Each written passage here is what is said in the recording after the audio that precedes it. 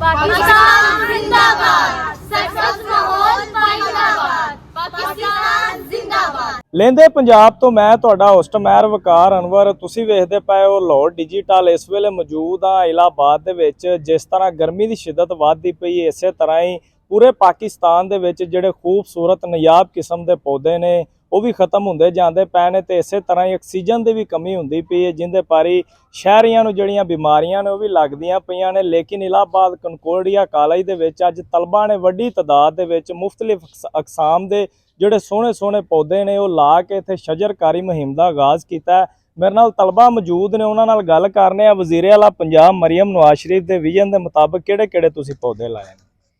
माहौल की हिफाजत सिर्फ हुकूमत की जिम्मेदारी नहीं बल्कि साढ़े सारिਆਂ ਦੀ मुश्तरका जिम्मेदारी है।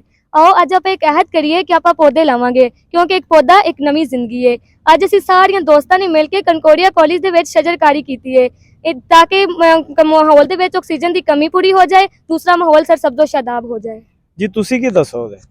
मैं दसना चाहनी हाँ कि जिवें साडे अगर असीं लावांगे पौधे तो इवें साडियां नस्लां होर बढ़नदियां, जिवें बलूदगी बढ़ती जाती है इवें ही नायाब पौधे भी खत्म होते जाते हैं। तो मैं आई चाहती कि ज़्यादा से ज़्यादा पौधे लावन जाए। जी ज़्यादा तो ज़्यादा पौधे लाने चाहिए ने ताकि जिहड़ा पाकिस्तान दे विच सरसब्ज माहौल है वो बन जाए। तो हुकूमत के नाल नाल शहरियां नूं भी ये फर्ज अदा करना चाहिए ता जिहड़े पौधे ने लाने चाहिए ने। होर भी तलबा मौजूद ने, जी तुसीं की दसोगे? असी कंकोडिया कॉलेज से ज़ेरे तलीम तलबा ने आज पौधे लाए ने मोहतरमा मरियम नवाज साहिबा के विजन के मुताबिक। तो मैं चाहांगी आवाम तो अपील करांगी कि तुसी भी एक एक पौधा आपदे घर जरूर लाओ ताकि गर्मी घट हो जाए तो ऑक्सीजन ज़्यादा पैदा होवे, आलूदगी घट होवे ते जिहड़ियां मुख्तलिफ बीमारियां पैदा हो रही ने पौधे घट होने की वजह तो ऑक्सीजन घट होने की वजह तो वह घट हो जान ते शजरकारी की मुहिम का आगाज़ किया जाए तो माहौल नूं सरसब्जो शादाब बनाया जाए।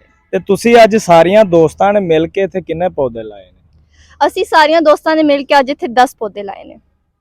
जी तुसीं वेख्या है कि इत्थे जिहड़े 10 के करीब पौधे ला दिते गए ने। 10 जिहड़ियां नवीआं जिंदगियां ने वो तुहाडे सामने इस टाइम आ गईयां ने। इस टाइम तुसीं वेख सकदे हो किड्डे सोहणे सोहणे पौधे इस कॉलेज दे विच लगे हुए ने। इसे तरह ही जिला कसूर दे विच जिहड़े वड्डे वड्डे कॉलेज ने उन्हां नूं चाहीदा है कि इसे तरह शजरकारी मुहिम का आगाज़ करन ताकि जिहड़ा वज़ीर आला पंजाब मरियम नवाज शरीफ का विजन है उहदे मुताबिक जिहड़ा माहौल है सरसब्ज बन जाए तो ऑक्सीजन दे विच भी काफ़ी ज़्यादा इजाफा मिलदा है। जी।